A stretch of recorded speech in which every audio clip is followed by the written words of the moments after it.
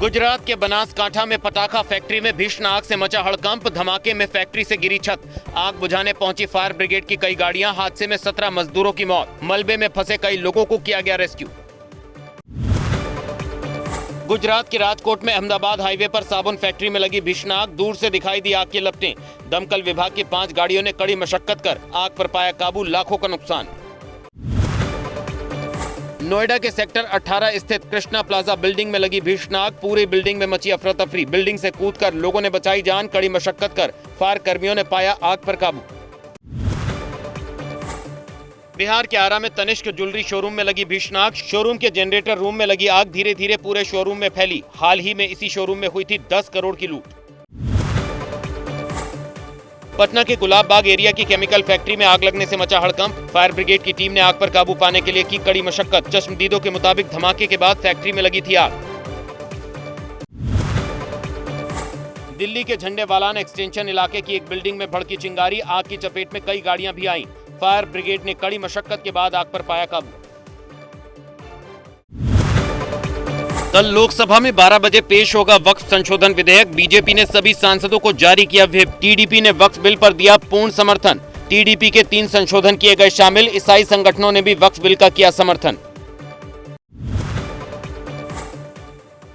कांग्रेस सांसद इमरान मसूद ने नीतीश कुमार और चंद्रबाबू नायडू से की अपील। कहा उनको साथ आना चाहिए। 15 से 30% मुसलमानों ने उन्हें वोट दिया है। मुसलमानों को पछतावा होगा अगर उन्होंने साथ नहीं दिया और उनकी वजह से इतना बड़ा बिल पास हो जाएगा।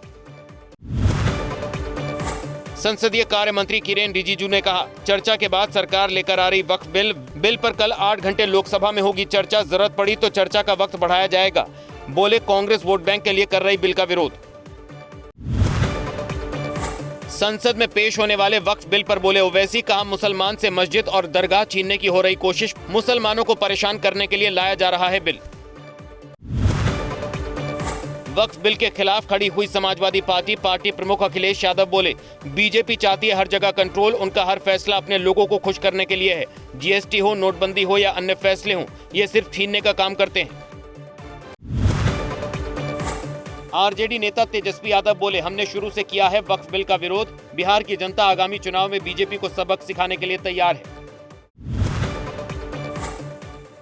वक्फ विधेयक पर गठित जेपीसी के अध्यक्ष जगदम्बिका पाल ने मुस्लिम पर्सनल लॉ बोर्ड पर लोगों को गुमराह करने का लगाया आरोप। कहा बोर्ड ने पवित्र रमजान के महीने को भी सियासत की जगह बना दिया। व्यवस्था को ठीक किया जा रहा फिर भी देश में विरोध। लोकसभा में वक्फ संशोधन विधेयक का समर्थन करेगी टीडीपी प्रवक्ता प्रेम कुमार जैन बोले मुस्लिमों के हक में है बिल और सीएम नायडू मुसलमानों के पक्ष में है। वक्फ बिल पर जेडीयू के कार्यकारी अध्यक्ष संजय झा ने स्टैंड किया साफ। कहा जो पहले बिल में प्रावधान था उस पर आंच नहीं आनी चाहिए। ये बात पार्टी ने बैठक में रखी थी। नीतीश कुमार ने मुसलमानों के साथ कभी गलत नहीं किया। 20 साल से नीतीश मुसलमानों के लिए काम कर रहे हैं। लोकसभा में जेडीयू भी करेगी वक्फ संशोधन विधेयक का समर्थन। जेडीयू के वरिष्ठ नेता केसी त्यागी ने कहा कुछ मुस्लिम संगठनों ने सीएम नीतीश से अपनी चिंताएं साझा की हैं। उम्मीद है हमारे सुझाव सरकार को स्वीकृत होंगे।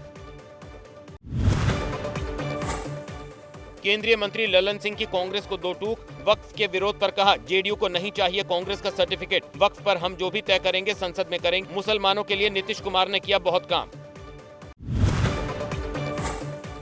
समाजवादी पार्टी के सांसद रामगोपाल यादव का आरोप देश का सद्भाव खत्म करना चाहती है केंद्र सरकार। लोगों को जान से मारा जा रहा, उनकी हत्या हो रही, उनकी संपत्तियां छीनी जा रही हैं।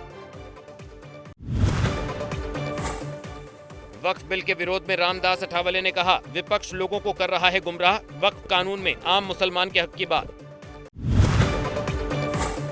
सड़क पर नमाज को लेकर हुए घमासान पर सीएम योगी का बयान। पीटीआई को दिए इंटरव्यू में कहा नमाज की जगह मस्जिद है, सड़कें चलने के लिए होती हैं। कांवड़ यात्रा पर बोले कांवड़ यात्रा हरिद्वार से गाजियाबाद तक चलती है तो वो सड़क पर ही चलेगी।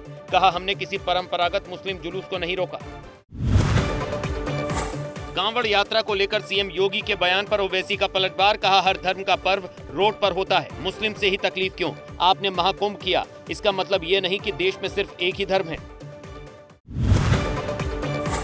बरेली में समाजवादी पार्टी के अध्यक्ष अखिलेश यादव पर सीएम योगी ने बोला हमला। कहा अपनी सरकार में गोमाता को अपने कसाई मित्रों के हवाले कर देते थे ये लोग। हमारी सरकार ने इनके कसाई मित्रों को जहन्नुम भेजा। भारत और चिली के बीच रिश्तों का नया अध्याय। कृषि के क्षेत्र में दोनों देश एक दूसरे का सहयोग कर खाद्य सुरक्षा को करेंगे सुनिश्चित। डिजिटल इंफ्रास्ट्रक्चर, नवीकरणीय ऊर्जा, रेलवे, अंतरिक्ष जैसे मुद्दों पर सहयोग की बनी सहमति। इससे पहले दिल्ली के हैदराबाद हाउस में प्रधानमंत्री नरेंद्र मोदी और चिली के राष्ट्रपति गैब्रियल बोरिक फोंट के बीच हुई मुलाकात। 5 दिवसीय भारत दौरे पर हैं राष्ट्रपति गैब्रियल। राष्ट्रपति के रूप में बोरिक की ये पहली भारत यात्रा है।